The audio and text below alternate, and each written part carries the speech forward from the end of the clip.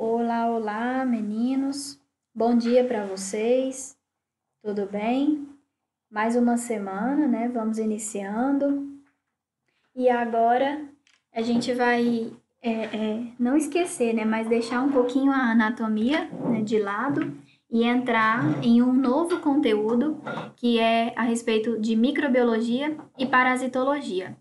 Num primeiro momento, acredito que até a primeira semana de junho, né, mais ou menos, a gente vai falar só da micro e posteriormente a gente vai entrar em parasito, tá bom? Então, primeiro a micro e depois a parasito, certo? Então, para a gente começar, o primeiro capítulo vem trazendo uma introdução, né, tanto a micro quanto a parasito, com alguns conceitos, tá? Primeiro, esses conceitos fundamentais que a gente precisa entender.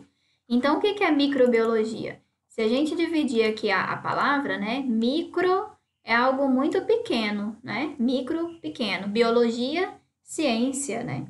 Então, é uma ciência que estuda os seres, certo? Seres muito pequenos. Seres tão pequenos que são vistos somente através da microscopia, tá? Então, porque possuem um tamanho muito pequeno, né? E micro-organismos são as formas de vida que originalmente só poderiam ser vistas com o auxílio do microscópio óptico, né? E depois surgiu um outro microscópio que foi chamado de eletrônico.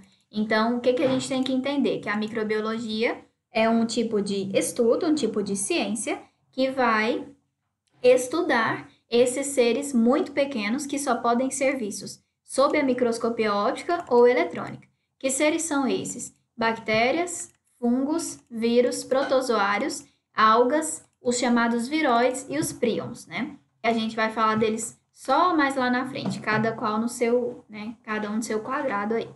A palavra microbiologia foi introduzida em 1899, olha só quantos anos já se fazem, né? E que significa aquilo que eu falei para vocês: micros, que significa pequeno, e biologia, que significa estudo, certo? Diferente da parasitologia, que significa que é o estudo dos parasitas que são encontrados no meio ambiente. Esses parasitas aqui agora, eles podem estar sobre ou no interior, né, dentro de outros seres vivos. Por exemplo, um parasita que a gente sempre lembra aqui é a lombriga, né? A lombriga até não a gente sabe que os parasitas, né, que causam esses danos físicos, causam as doenças, eles podem ser seres microscópicos ou macroscópicos, então diferente das bactérias, tá? Que a gente só consegue ver no microscópio. Então, microscópicos ou macroscópicos. Macroscópicos. Opa, errei aqui. Aí, certo? Mas, gente, aí, a tênia, por exemplo, a tênia, por exemplo, é um ser macroscópico, né? Então a gente consegue visualizar muito facilmente, né? Ali até mesmo a olho nu, certo? Então, alguns conceitos fundamentais que a gente tem que saber, que a gente vai falar muito. O que é agente etiológico? Etiológico, etio, aqui ó, esse pedacinho significa causa. Então, agente etiológico, sempre que eu usar esse nome, eu estou falando no agente causador. Ou seja, qual é o responsável, quem está causando aquela doença. Pode ser uma bactéria, pode ser um vírus, não é isso? Quando falar em agente infeccioso, é o agente causador, né, também, só que é aquele agente que é capaz, né, de produzir uma infecção ou uma doença infecciosa. Principalmente, assim, esse agente infeccioso e agente etiológico, pessoal, vocês podem ver que eles são, bem semelhante, né, tá? Só que aqui eles falam muito nos microparasitas, né? Então, aqueles pequenos, tá? Principalmente, né? Como as bactérias que a gente falou que são minúsculas, né? Vírus, tá? Mas são bem semelhantes. Agente etiológico infeccioso fica ali para a par, não tem muita diferença, não. Esse aqui causa infecção, causa doença, né? Esse aqui é o agente causador, ponto. Contaminação. Contaminação é a presença de um agente infeccioso na superfície do corpo, que obviamente vai causar também uma doença, né? Se houve uma contaminação, um processo patológico. O que é endemia? Endemia é a prevalência usual de determinada doença em relação à área. Então, vamos olhar o exemplo aqui que a gente entende melhor, né? Por exemplo, ó, no início do inverno, espera-se que de cada 100 habitantes, 25 estejam gripados. Ou seja, eu estou relatando uma incidência, né? Qual que é a incidência de habitantes que estarão gripados no início do inverno? Né? Então, eu estou dizendo que haverá uma endemia, diferente de uma epidemia ou um surto epidêmico, mesmo nome. Ocorrência numa coletividade ou região de casos que ultrapassa nitidamente a incidência normal. Então, olha o exemplo aqui que ele traz para a gente. A doença de Chagas no Arizona, né? Então, é uma epidemia, por quê? Porque ultrapassa o que é o normal de ter doença de Chagas no Arizona, né? Então, isso é uma epidemia, né? Então, nós temos epidemia de dengue, por exemplo, aqui, né, no nosso estado. Vira e mexe, temos epidemia de dengue, né? Então, ou seja, é um surto, né? Não tem a época da dengue, que a dengue parece que aflora, parece que surge mais casos. Isso é uma epidemia. O que é um habitat? Um habitat é um ecossistema ou local, né, o órgão onde uma espécie vive. Então, vamos dizer assim, ó, um habitat é o local, eu acho que é a palavra que melhor resume. Então, o exemplo que ele deu aqui, Ascaris lumbricoides, que é a lombriga. Onde que é o habitat do Ascaris lumbricoides? O intestino humano, certo? Então, é onde ele sobrevive, né? Hospedeiro. O que é um hospedeiro? É um organismo que alberga o parasita, ou seja, hospeda. Por exemplo, se eu falar assim, ó, se tem alguém hospedado na sua casa, né? Tem alguém albergado, abrigado na sua casa, né? Então, isso é um hospedeiro. E aí a gente pode ter dois tipos de hospedeiros, que é o intermediário e o definitivo. O intermediário, a gente aqui tá assim, né? Apresenta o parasita em fase larvária e aqui apresenta o parasita em fase de maturidade. O que a gente pode entender também? Que o hospedeiro intermediário é aquele que fica ali por pouco tempo, né? Ele não se hospeda sempre ali, ou seja, ele é intermediário. Já o definitivo é aquele onde ele vai muitas vezes causar doença e é onde ele vai se instalar de fato, tá? Essa diferença também é notória entre um e outro, tá bom? Então, por exemplo, hospedeiro intermediário e definitivo, da tênia, né? A tênia que muita gente tem, né? Tenta puxar, né? E acha que vai curar e não é bem assim. Então, hospedeiro intermediário e o definitivo entrando o porco ou o boi e o homem, né? Então, são tipos de hospedeiro, certo? Infecção. O que é uma infecção? É a penetração e desenvolvimento ou multiplicação de um agente infeccioso no homem ou no animal. Então, a partir do momento que adentrou e desenvolveu, ou seja, multiplicou, vai causar doença, ou seja, vai causar um processo infeccioso.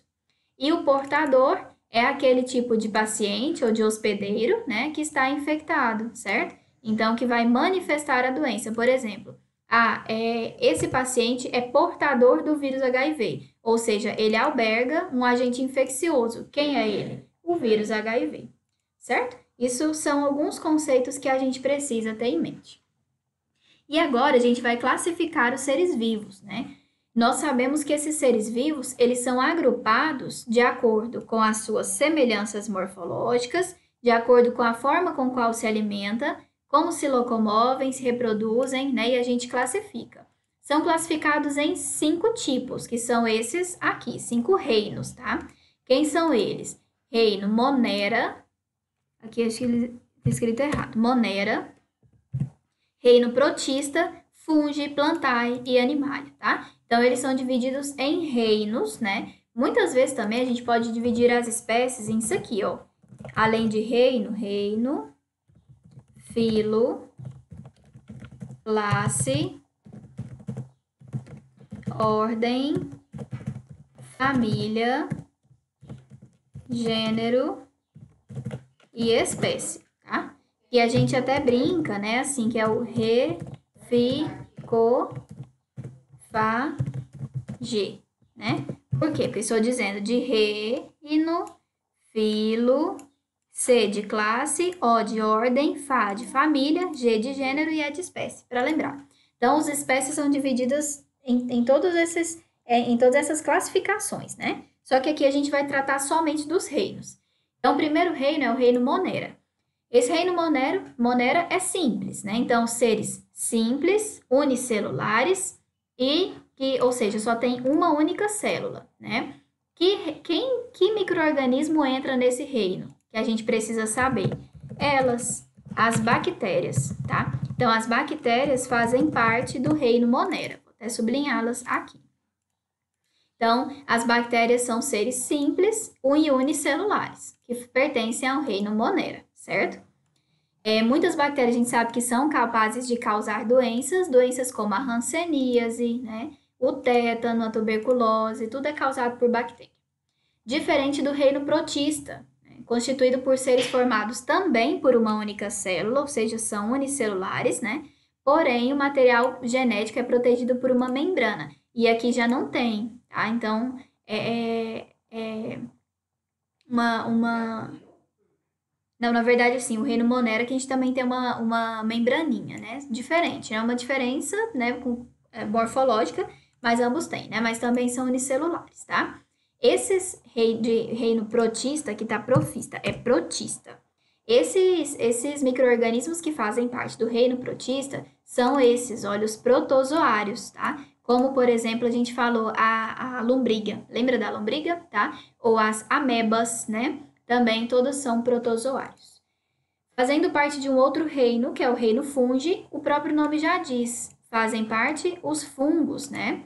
Esses fungos são seres um tanto quanto mais complexos, tá? Eles não chegam a ser unicelulares, não. Aqui não tem falando aqui pra gente, mas eles já são seres multi ou pluri, né, celulares, então são bem mais complexos, tá? Então, esses fungos, eles gostam disso aqui, ó, umidade, né? Todo fungo gosta de umidade. E aí, esses fungos, né, podem, obviamente, causar doenças nos homens. Essas doenças que eles podem causar são chamadas de micoses. Estão elas aqui, né? Então, muita gente tem micose, sempre, né? Vai e volta, tá? E essas micoses são causadas por fungos que gostam de ambiente quente e úmido, né? Mas vale lembrar também que os fungos nem sempre são ruins. Tanto que a gente tem os fungos sendo empregados na produção da cerveja, né? Nós temos um fungo lá, esse fungo chama-se Saccharomyces cerevisiae. Cerevisiae, né? Esse zai aqui a gente lê como tá? Como se não tivesse o A. Então, Saccharomyces cerevisiae, que é o fungo utilizado para fazer cerveja, e na produção dos medicamentos, dos antibióticos, como a penicilina, onde o fungo utilizado é o Penicillium notatum, tá? Esse é o nome dele, notatum. Então, por isso Penicillium penicilina, que é um antibiótico utilizado, ok? Até aqui? Bom, outro reino que nós temos é o reino Animalia. O reino Animalia é o que reúne a maior parte dos animais, né, mesmo como, né, variados que vivem na Terra. Então, dentre eles, o homem, né, que é o peixe, as aves, né, todos esses seres fazem parte do reino Animalia, certo? Além disso, até a apostila traz aqui pra gente assim, né? Existem também os vermes, que são parasitas e causadores de doenças, como a gente falou lá atrás, né? Como o amarelão, não sei se vocês já ouviram falar, e a ascariose ou ascaridiose, que é causada pelas lombrigas. Os ácaros, também que vocês já ouviram falar, que também podem fazer parte desse grupo, né? O ácaro que fica muito presente ali nos travesseiros, né? Causando muito espirro, né? As rinites, tá? Os insetos, que também fazem parte aqui, né, desse reino Animalia, tá? E aí aqui eu vou fazer uma ressalva para os vírus, tá? Os vírus, vocês podem ter visto que em cada um a gente falou de um ser, né? Então, eu vou só voltar para a gente relembrar. No reino Monera, bactéria. No protista, protozoários. No reino fungi, fungos. Né? Eu coloquei ali grifado, mas eu vou colocar em cada um para facilitar para vocês. Então, aqui as bactérias, aqui no reino protista, os protozoários, aqui no reino fungi faz parte os fungos, né? Aqui no reino Animalia, os animais em geral, como a gente bem falou aqui. E até então eu falei de bactéria, fungo, parasita, né, lá atrás, e não falei de vírus. Por quê? Porque os vírus, eles não pertencem a reino nenhum, tá? Eles são seres, assim, isolados, né? São aqueles seres enjoados que não pertencem a reino algum, tá? Por que que não pertencem? Por conta disso aqui, ó, não são considerados seres vivos completos, mas a gente precisa dizer que eles também não são inertes, tá? Por quê? Porque eles conseguem causar doença, né? Então, não é um ser vivo propriamente dito, tá? Mas porque não tem metabolismo próprio, ele precisa estar dentro de uma célula para se reproduzir.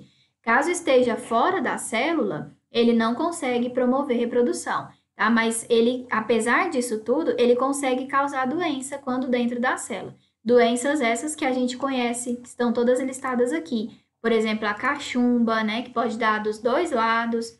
A gripe é um vírus, a dengue e a própria AIDS, certo? Então, esses são os reinos. E agora a gente vai ver um pouquinho sobre de que maneira esses seres podem se associar, tá? Então, a gente vai ver que essa associação entre os seres, ela pode ser uma associação do tipo harmônica ou desarmônica, né? Como o próprio nome já diz. Pode ser uma relação em que os dois se beneficiam, ou pode ser uma relação que só um ou outro se beneficia, por isso desarmônica, né? Então, a gente vai falar aqui um pouquinho das relações harmônicas, ou também chamadas de positivas, certo? Né? Então, nessas relações, as partes envolvidas são beneficiadas. Ou quando, por exemplo, eu falo assim, ó, só tá tendo vantagem para um, né? Ah, mas o outro tá se prejudicando? Não, não está. Então, isso daqui não é uma relação desarmônica, é harmônica, né? Então, ou seja, todos se relacionam e convivem muito bem. Isso é uma relação harmônica. Quais são os exemplos disso? Comensalismo, mutualismo e simbiose. São os 3 exemplos. E a gente vai falar sobre um pouquinho de cada aqui. No comensalismo, vamos grifar. Uma das espécies obtém vantagens, mas a outra não é prejudicada, tá? No mutualismo, é algo mútuo, né? Todas as duas espécies, ó, vivem de uma forma íntima, bem ligada, e ambas são beneficiadas. Ou seja, se eu falo assim, ó, interesses mútuos, interesses dos dois, né? Então, mutualismo, uma relação que beneficia tanto um quanto o outro, certo? E a simbiose é a forma extrema de associação harmônica. As duas partes são beneficiadas, porém, a troca de vantagens é tão grande que depois de se associarem, se tornam incapazes de viver isoladamente. Ou seja, é uma relação tão boa que eu não consigo viver sem, né? É bem isso, a simbiose, tá? Então, aqui até ele traz um exemplo, os cupins, que se alimentam da madeira, né? Então, é uma relação tão estreita, tão íntima, que o cupim não consegue mais viver sem a madeira, não é isso? Porque ele precisa dela para se alimentar, né? E a madeira também, né, obtém vantagens ali, certo? Então, as duas partes são beneficiadas. Diferente, pessoal, das relações negativas ou desarmônicas, que como o próprio nome já diz, vai ter benefício só para um, o outro ali não obtém benefício nenhum e, ao contrário, se prejudica. Então, nessa forma, a mais importante que a gente traz é essa, o parasitismo. Exemplo mais comum, pessoal, do parasitismo é o carrapato com o cachorro, não é? É uma relação que a gente considera como mais tranquila, mais comum de lembrar, né? Além disso, existem as relações de competição, predatismo e canibalismo, que a gente vai falar agora. No parasitismo, o organismo de um ser vivo hospeda, abriga ou recebe um outro ser de espécie diferente que passa a morar e utilizar dessa moradia. Então, é o carrapato, vou colocar aqui, o carrapato e o cão, né? Fala aqui para mim. Opa, o que aconteceu aqui? Aqui. Carrapato e o cão. Fala aqui para mim. O carrapato hospeda, né? Vive no cão, no cachorro. E ele passa, então, a morar e utilizar-se dessa moradia. Ele não suga o sangue do cachorro. Quem é que está sendo beneficiado, o carrapato ou o cachorro? Só o carrapato. Então, um está obtendo vantagem e o outro está sendo prejudicado. Tranquilo, né? Outro exemplo que a gente tem, além desse, né, que a apostila não traz aqui, mas eu vou falar para vocês, tá aqui em cima, né? A competição, o predatismo e o canibalismo. Vou falar do canibalismo. Canibalismo é quando nós temos essa relação desarmônica entre seres da mesma espécie, tá? Vou colocar aqui, ó. Relação desarmônica entre seres da mesma espécie. Então, a gente sabe que, por exemplo, tem índios canibais, né? Então, índios que comem outros, né? Homem que se alimenta de outro homem. Isso é uma relação de canibalismo, tudo bem? E competição, quando a gente fala em relação com seres de espécies diferentes competindo, por exemplo, pelo mesmo alimento, tá? Ou abrigo, certo? Bom, essa parte, então, é a primeira parte que a gente tinha para tratar sobre esse conteúdo introdutório, tanto dos reinos, Monera, Protista, Fungi, Animalia e o reino, qual que eu esqueci? Monera, Protista, Fungi, Plantae e Animalia. Né? O único que a apostila não traz para a gente, porque a gente não vai trabalhar muito com ele, é o reino Plantae, que correspondem às plantas, mas como para a gente da área da saúde isso não interessa tanto, a apostila não nos traz isso, né? Quanto aos conteúdos, aos conceitos introdutórios que nós vimos aqui, cada conceito, certo? E quanto a essas relações harmônicas e desarmônicas. Então, são esses os primeiros tópicos que a gente tem para trabalhar. Tudo bem? Muito obrigada, até então.